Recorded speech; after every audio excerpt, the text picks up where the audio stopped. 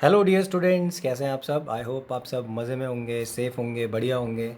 आज की वीडियो में हम बात करने वाले हैं क्वेश्चन नंबर 18 के admission of a partner D K Goyal के। क्वेश्चन है, A and B are partners in a firm sharing profits in the ratio of 3:1। They admit C and decide that the profit sharing ratio between B and C shall be same as the existing ratio between A and B. Calculate new and sacrificing ratio. आगे बढ़ने से पहले और इस question को समझने से पहले कि क्या कह रहा है, अगर आप चैनल पर पहली बार आए हैं तो चैनल को सब्सक्राइब करें, वीडियो को लाइक करें और अपने फ्रेंड्स के साथ शेयर भी करें। तो अब हम समझते हैं क्वेश्चन को। क्वेश्चन कह रहा है कि ए और बी दो पार्टनर्स हैं 3:1 में। उन्होंने सी को एडमिट किया है और उसके बाद ये डिसाइड हुआ है कि जो सी को प्रॉफिट मिलेगा, यानी जो भी प्रॉफिट शेयरिंग रेशियो आपको नहीं दिया है सी का यहाँ पे, और ये बोला गया है कि बी और सी के बीच में जो प्रॉफिट शेयरिंग रेशियो होगा वो सेम होगा जो अभी ए और बी के बीच में है। यानी इन शॉर्ट ये क्वेश्चन ये कहना चाह रहा है कि ए और बी का जो प्रॉफिट शेयरिंग रेशियो है दैट इज़ 3:1, वही बी और सी के बीच में भी होगा। यानी कि बी और सी के बीच में भी जो रेशियो होगा वो 3:1 होगा। अब हमें कैलकुलेट करना है new ratio and sacrificing ratio. तो आगे चलते हैं और देखते हैं कि आखिर हम इसे सॉल्व कैसे करेंगे। जैसा आपको पता है कि इस क्वेश्चन में जो हमें रेशियोज़ दिए हैं वो दिए हैं ए और बी के, एंड जो रिलेशनशिप है यानी बी और सी की वो दी है। यानी कि ए और बी का जो रेशियो है वो है 3:1 और बी और सी के बीच में भी जो रेशियो एग्जिस्ट करेगा वो 3:1 होगा। बट एज़ यू नो हमें यहाँ पे जो निकालना है वो निकालना है A ratio B ratio C, यानी हमें ए बी सी का जो प्रॉफिट शेयरिंग रेशियो है वो ऑल टुगेदर फाइंड करना है। अब इसके लिए हमें बी का जो रेशियो है वो सेम बनाना पड़ेगा दोनों साइड।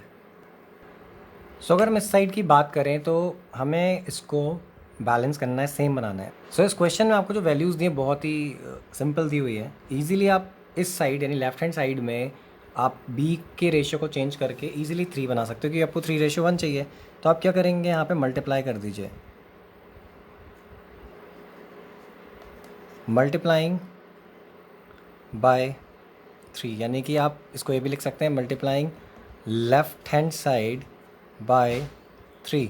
3 से मल्टीप्लाई कर दीजिए तो ये क्या हो जाएगा, 3×3 = 9 हो गया और रेशियो 3 हो गया, यानी 9:3। अब ये वैल्यूज़ चेंज हुई है लेकिन एग्जिस्टिंग रेशियो उनके बीच में अभी भी 3:1 ही है। अब क्योंकि वैल्यूज़ जो है सेम हो चुकी है तो हम इसलिए इसको ईजिली 9:3:1 लिख सकते हैं। नहीं, ए बी और सी का रेशियो जो है वो 9:3:1 होगा, न्यू रेशियो। अब अगर हम इस मेथड की बात करें तो बहुत ही सिंपल सा मेथड है, क्योंकि यहाँ पे ये जो रेशियो था बी और सी का यानी left hand side right hand side वाला, यहाँ पे ये जो वैल्यूज़ दी हुई हैं ये दोनों 1 के मल्टीपल हैं। तो आपने ये शॉर्टकट मेथड यूज़ करा और आपने इस टाइप से कैलकुलेट कर लिया। लेकिन बाई चांस अगर मल्टीपल्स नहीं होंगे किसी सेम उसमें, तब आप क्या करेंगे, तब आप दूसरा मेथड यूज़ कर सकते हैं। मैं सेम क्वेश्चन को दूसरे मेथड से भी आपको एक्सप्लेन कर रहा हूँ जो आप यूज़ कर सकते हैं, बट रेशियोज़ तो खैर हमेशा सेम ही आएंगे, आंसर सेम ही होगा। अगर हम दूसरे मेथड की बात करें तो यहाँ पे हम कंडीशंस लगा देंगे। आपको दिया हुआ है if ratio of B is 3 then ratio of C is equal to 1। ठीक है, अगर बी का रेशियो 3 है तो सी का रेशियो क्या है, 1 है।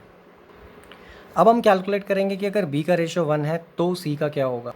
If ratio of B is 1 then ratio of C is equal to, ये हो जाएगा 1/3।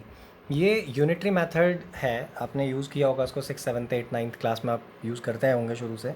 तो बस हम यूनिटरी मेथड के थ्रू ही इसको निकाल रहे हैं। तो B का रेशियो अगर 1 है तो C का हो गया 1/3।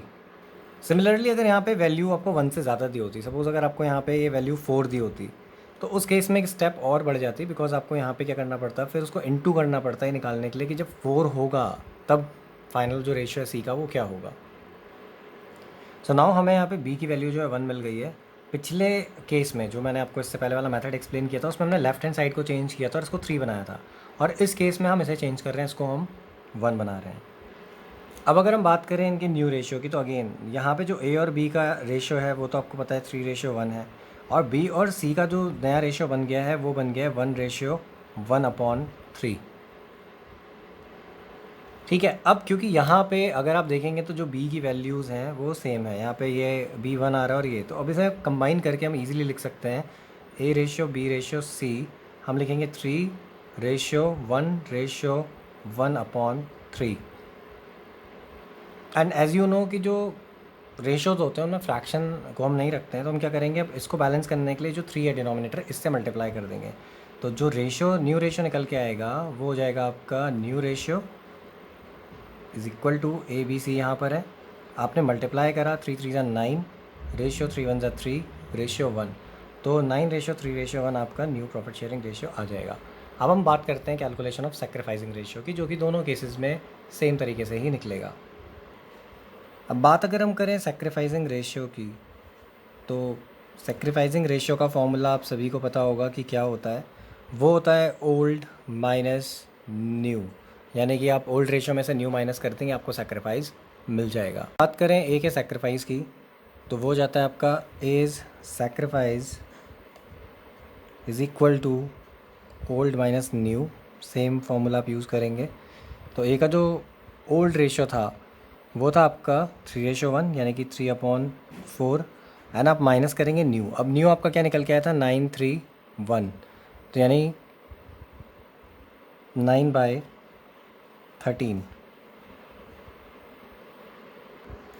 तो इसको सॉल्व करने पर ये हो जाता है आपका 39 - 36/52, क्योंकि इन दोनों का एलसीएम 52 आएगा, और ये हो जाएगा आपका 3/52। सिमिलरली हम बी का सेक्रीफाइस निकालेंगे, तो बीज sacrifice again same formula old minus new. तो ओल्ड जो था वो था 1/4, और माइनस हम इसका न्यू करेंगे, दैट इज़ 3/13। अगेन सेम चीज़, यहाँ पे आपका जो एलसीएम है वो 52 आ रहा है, तो ये हो जाएगा 13 - 12/52, तो ये निकल के आएगा 1/52। तो इस बेसिस पे अगर हम बी और मतलब ए और बी के सेक्रीफाइस की अगर बात करें, तो वो होता है 3/52 रेशियो 1/52, यानी कि इन शॉर्ट 3:1। आई होप कि ये सॉल्यूशन आपको समझ में आया होगा। Thanks for watching the video.